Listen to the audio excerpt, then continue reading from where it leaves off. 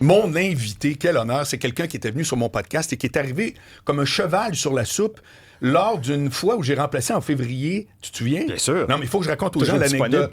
C'est que je remplace un vendredi Isabelle Maréchal. C'était un peu, à mot couvert, une audition pour... non, mais pour vrai. Oui. C'était une audition. Toi, t'étais au courant de ça? Que c'était sous forme d'un peu... Comment j'allais me débrouiller? Ben, un petit peu, mais Bon. je m'en doutais. Bon, T'étais à parfait. l'étude, Marc. J'étais à l'étude, oui. On t'observait. Exactement.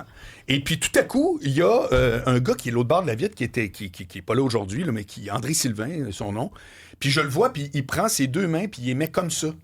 De même, puis il regarde dans les airs, puis il se met deux mains sur la tête pour ceux qui nous écoutent à la radio, en voulant dire « Oh my God, qu'est-ce qui se passe? » Là, je me dis, pendant que je parle, voyons, qu'est-ce qui se passe, c'était à faire. Et là, pendant la pause, il traverse, il rentre dans le studio tout paniqué. Il me dit, Alain Choquette est dans le salon, ça passe entre deux chaises.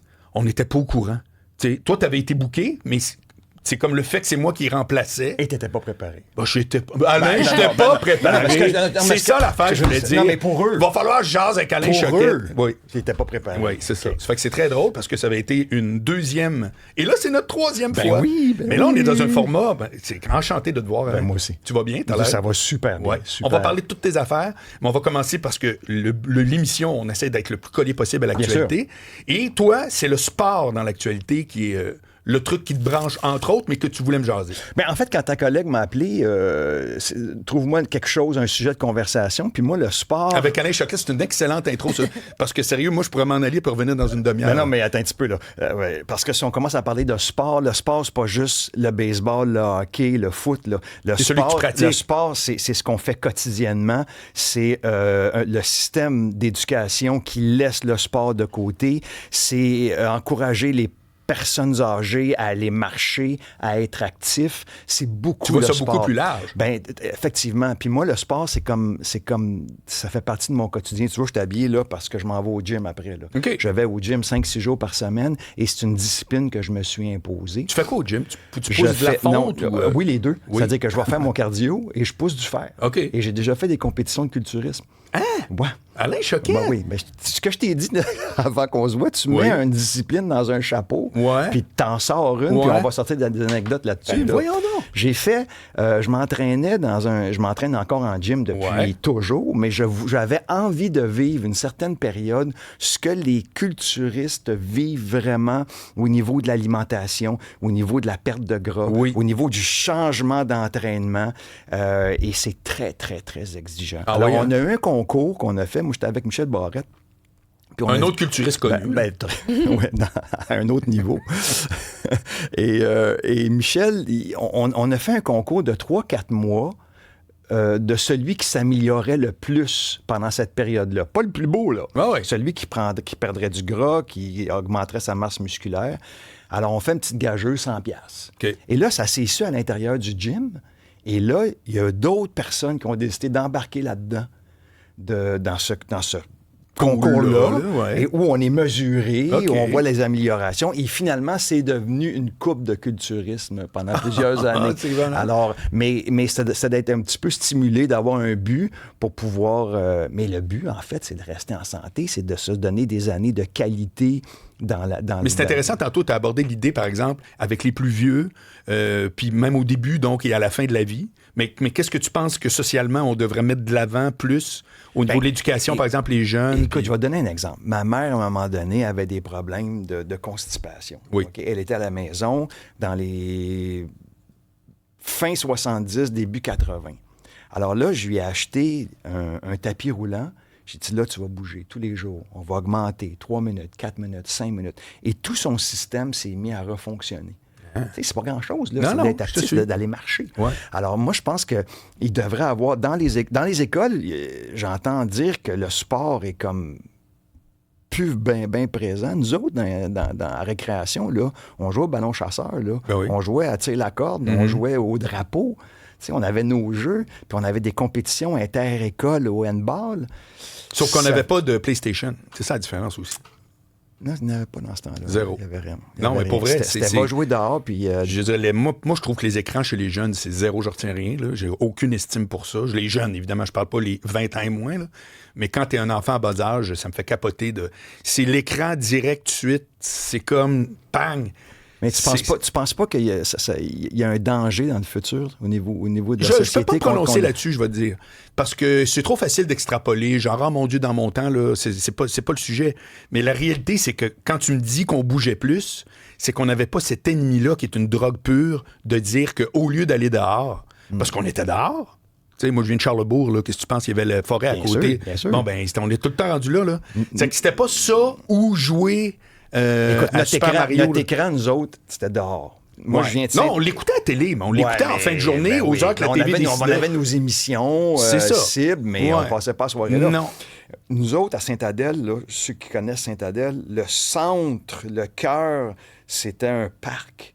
On avait 2 terrains de balle, on avait 2 patinoires, on avait les tennis, on avait des champs. Fait que tous les sports, on les pratiquait. Là. Ouais. Tu sais, on était inspiré parce que on faisait du roller derby, du flag. Quoi? Du roller derby? Ouais, mais du roller derby, mais à pied. Ah, ouais. C'était le principe, on fait là, puis on s'envoyait d'un banc. OK, vous faisiez un genre de... un genre de lutte. On joue à jouer au roller derby. C'était pas vrai, le roller derby. Hein, non, ça, je suis pas au courant. C'était pas vrai, je pense. Ben, je pense Wayne Skinny Minnie Miller, je pense pas que c'était... Je sais pas c'est qui. T'as pas connu ça? J'ai connu ça, je me souviens à la télé, là, d'avoir vu ça. On regardait ça, c'était hyper spectaculaire, là, tu sais. Flag football, on joue au golf. Tu sais, les sports, on les a tous C'était quoi, fait. Sibelle? Toi, t'as quel âge aujourd'hui? 27. Puis quand t'avais, là, au primaire, là, c'était comment ça bougeait comment dans ton école puis dans ta classe? Énormément. À la récréation, tout le monde avait hâte de pouvoir se garrocher dehors. Dès que la récréation sonnait, on allait jouer au ballon chasseur, on jouait au ballon poire, on jouait à balle au mur, on courait constamment. Mais là, t'as-tu vu ça, cette idée-là, que l'écran soutire du temps de loisir?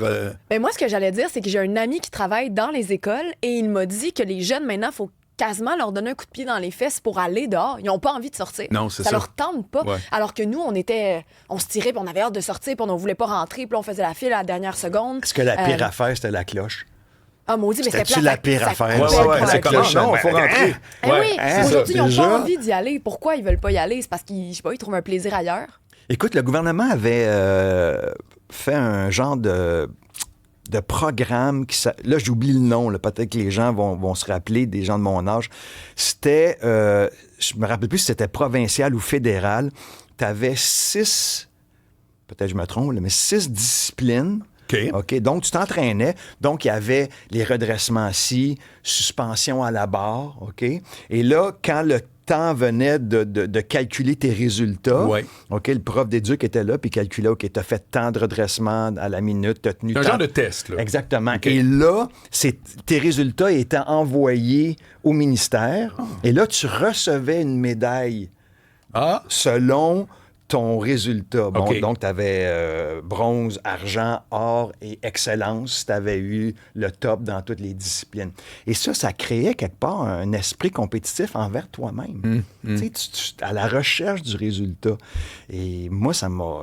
Écoute, t'as jamais lâché? Je l'ai perdu, ma médaille. T'avais laquelle? J'avais eu or. Sérieux? Je m'étais planté. J'étais un crin qui est grave. J'étais pas bon dans la suspension. Je me mettais à shaker, puis j'ai perdu des points, là. Okay. Mais... Et j'ai perdu ma médaille, mais je l'ai retrouvée dans un marché aux puces. Pas la mienne, là, mais cette médaille-là. Donc, je l'ai encore. Et aujourd'hui, tu pratiques quel sport? Aujourd'hui, à cause j'ai eu bien des accidents. Tu sais, parce que quand tu pratiques bien du sport, ben t'es pas à l'abri de te planter. Là. Moi, j'étais très vélo. OK. Et je suis à Avignon, 14 juillet, je joue là-bas, je fais une balade dans le sud de la France en vélo, t'es à ça du paradis, Marc. T'es dans des champs de lavande, des tournesols, écoute. Et là, moi, je reviens en ville et je vais tranquillement. Avignon, c'est une ville qui est fermée, donc je vais tranquillement et là, je décide de boire de l'eau avec la main droite. Oui.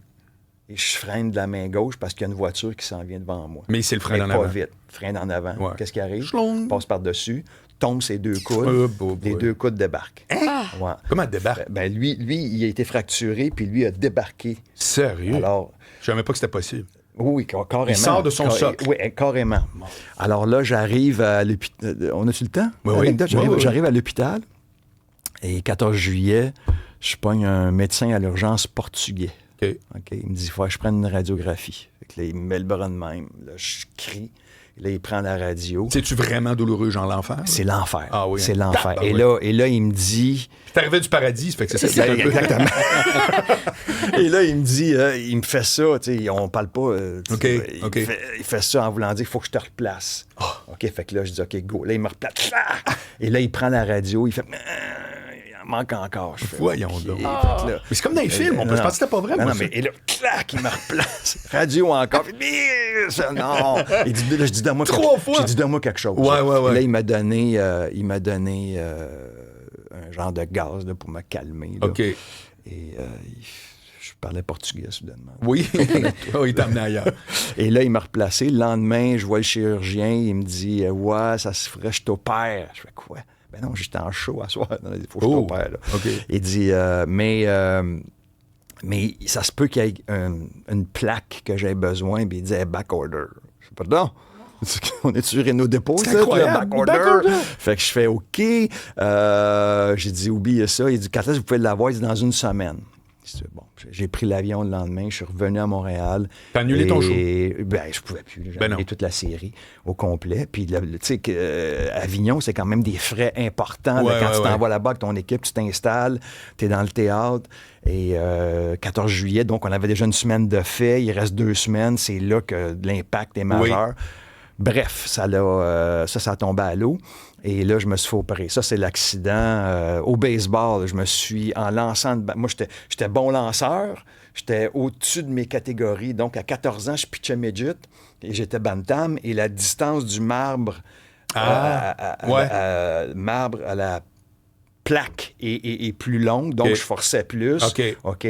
Et j'avais vraiment un potentiel. Et bang! Et là, le bras s'est cassé en lançant.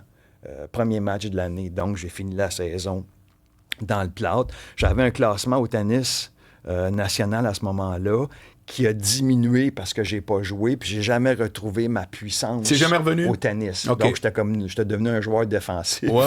J'avais plus d'attaque vraiment. Tu vois, moi je me suis brisé le labrum, je savais même pas que ça existait. Ça fait mal ça? Non. C'est juste que quand tu pousses, ça fait mal. Ça fait partie des studios de l'enveloppe de l'épaule, là, dans je sais pas comment on dit ça. Là. En tout cas, bref, tout ce qui est le joint. Puis c'est parce que je chargeais trop. Puis je rendu à mon âge. En entraînement, tu parles? Oui. OK, donc c'est le ligament qui est... C'est pas le ligament, ça s'appelle le labrum.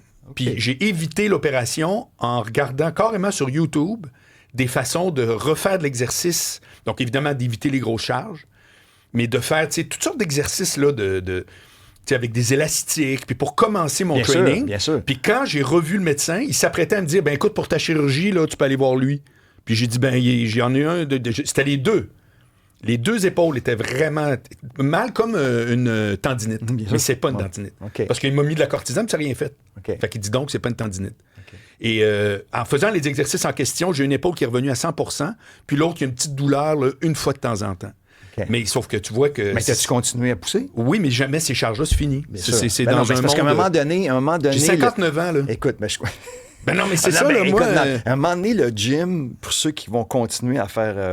tu sais, quand t'as 30 ans, 35, tu y vas pour le look, tu veux rester jeune, tu veux être bâti. Mais après ça, on y va juste pour le côté santé. Et voilà.